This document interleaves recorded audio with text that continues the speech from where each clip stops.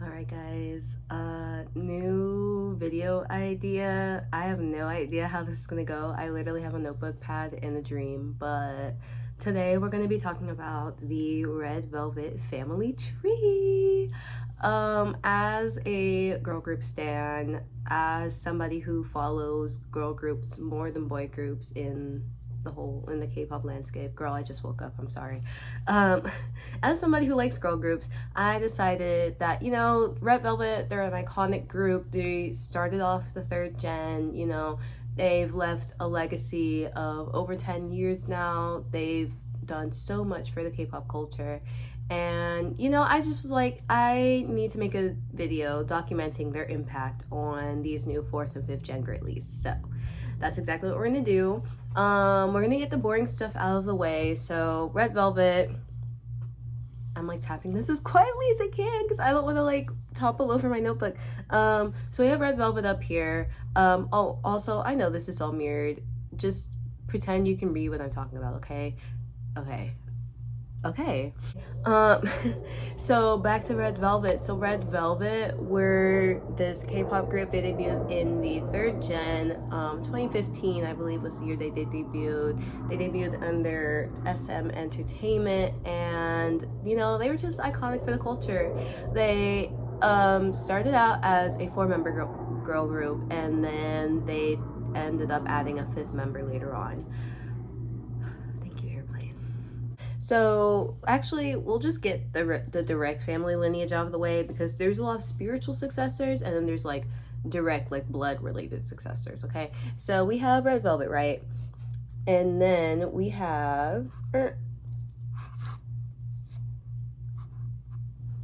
aespa right down here, right? So you have aespa, and then later on this year, 2023, we have Hearts to Hearts. That is so crooked. But we have Hearts to Hearts. So can y'all see that? So we have Red Velvet up here. They were the group that came after FX, and I would argue that FX is like their parents. So more than Girls' Generation, I would say FX is Red Velvet's parents. We're gonna put them up here. So we have FX up here. That's Red Velvet's parents. This is all under SM Entertainment. Okay, keep up. All right, keep up. So yeah, Red Velvet, aespa came after Red Velvet. They're not really like spiritual successors. They're just next in the lineage, And then we have Hearts to Hearts, which is arguably twice in Girls' Generation's spiritual successors, but like it's a whole thing. Anyway, so yeah, Red Velvet, aespa, Hearts to Hearts. Next up, we have a sort of stepdaughter type. They're under a subsidiary of SM Entertainment, but they're not directly under SM Entertainment. So I'm like, they're like half daughters type thing. But we have Billy. So Billy, I'm gonna represent them with an 11 because that's like they're like part of their lore. So we have Billy.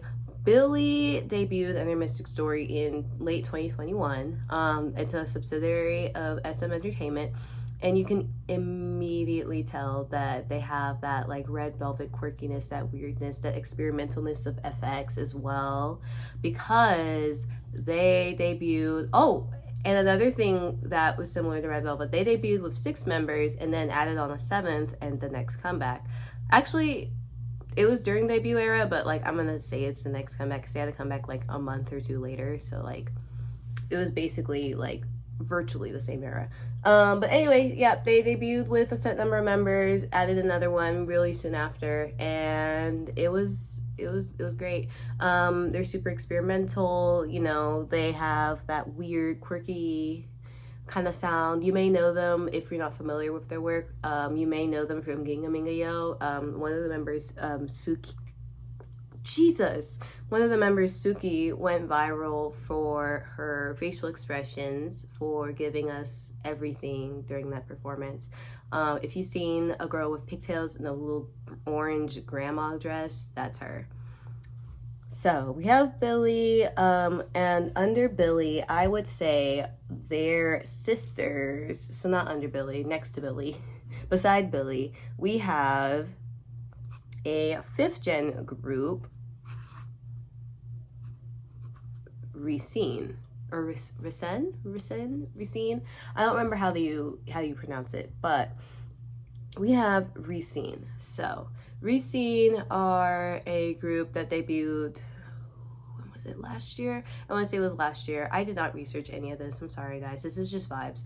Um, so Racine debuted last year, and it was a whole it was a whole thing. People were like, they're changing up the rookie game, they're giving Billy vibes. I saw a lot of that. I saw all the Red Velvet vibes, especially for their debut EP.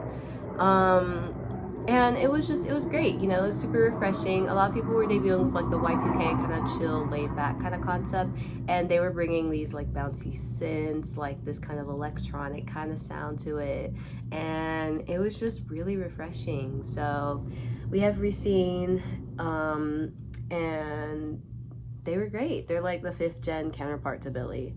Obviously, we have to go on the other side of Red Velvet's Daughters, because this is like the mystic kind of like magical, like electronic kind of FXy kind of, like they're experimental. They're doing a bunch of different stuff. Actually, I would argue Racine goes more on this side of the family tree, but we're gonna talk about it. We're gonna talk to it. We're gonna get to it. We're gonna get to it, and we're gonna talk about it.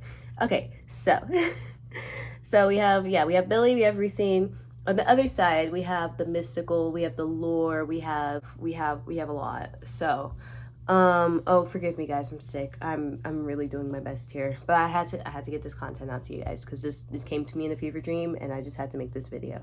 So we have on the other side of the family tree, Red Velvet's like spiritual daughters, like spiritual, like biblically accurate daughters.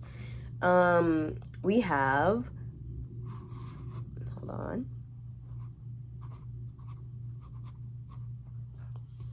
Luna. We have Luna. We have the Moon Girlies. So they are daughters of Red Velvet in the way that they're mystical and they're magical. Like I don't know how else to explain it. Luna is definitely a much bigger group than Red Velvet, but I feel like they had that emphasis on the lore. They had a bunch of queer girlies in their fandom, so that's why I was like, you know what, they deserve to be in this video. And yeah, I just feel like their fan bases overlap a lot, so I put them here. They're kind of more spiritual daughters of Red Velvet than like actual like sound wise, you know. Their early stuff sounds pretty Red Velvety, but yeah. Anyway, and then underneath Luna, actually, I don't think that would go underneath Luna. We're gonna put this next group. Ooh, I might have fucked up. Okay, you know what we're gonna do? We're actually going to, here, we're gonna cross this out, and then we're going to put this next group in this place, because this is where Billy and Racine go. That's where Billy and Racine go, because here is supposed to be GWSN, okay? This is true. This is biblically accurate Red Velvet Daughter, okay? Okay? I need you guys to understand the ancient texts, because I do not play about GWSN, okay? I don't play about GWSN. Those are my girls, and you will put respect on their name. So here we're gonna put GWSN. WSN. You really cannot see that. Oh my god. Yeah, so here's GWSN. I should have chosen a different color, but I wanted to do red for Red Velvet. GWSN is, yeah, biblically accurate Red Velvet Daughter. They have that like magical kind of electronic, bouncy, bubbly synth type music that you just can't really explain. You just have to understand. You just have to like listen to their music, and then you'll get it. You'll get why they are Red Velvet's daughters. They are under, were under, because they've disbanded. They've disbanded, unfortunately. They were banished to Nugudum, but they were Red Velvet's daughters, and they kept coming out with, I think they have like 5 EPs, question mark, don't quote me on that, but they just kept coming out with banger after banger. They had this like star trilogy that they were doing, and just the weirdest titles, which is why I put them above Billy, because I feel like Billy took some of GWSN's like title naming conventions and kind of put it in some of their own work. And it's just like, you have to see it to believe it. Like, it's like just tildes and tildes, is that how you say it? Tildes, asterisks, parentheses, all sorts of just random shit in the titles that don't need to be there. I literally ran out of storage. So back to what I was saying. GWSM was just really important for the culture. They're important for weird titles, quirky titles, quirky music, just the whole thing. You know, if you were a gay girl on Stan Twitter, spell it out, girl. If you were a gay girl on Stan Twitter and you knew anything about Red Velvet, knew anything about Luna, you know about GWSN. And if you don't know, listen to The Keys EP now. Like, that's your homework. Go right now and listen to The Keys right now, because it's genuinely like one of the best like K-pop EPs like ever, like in the history of ever. Guys, I'm literally running on like 2% battery. The brain cells aren't working, the synapses aren't firing. I'm tired and I want to upload this, so I'm gonna upload this. Okay, I'll probably remake this at another point in time, but just wanted to get this concept out here and see if anybody agrees with me about this Red Velvet family tree. Let me know who you want to add, who you want to take away, and yeah, that's it. Bye.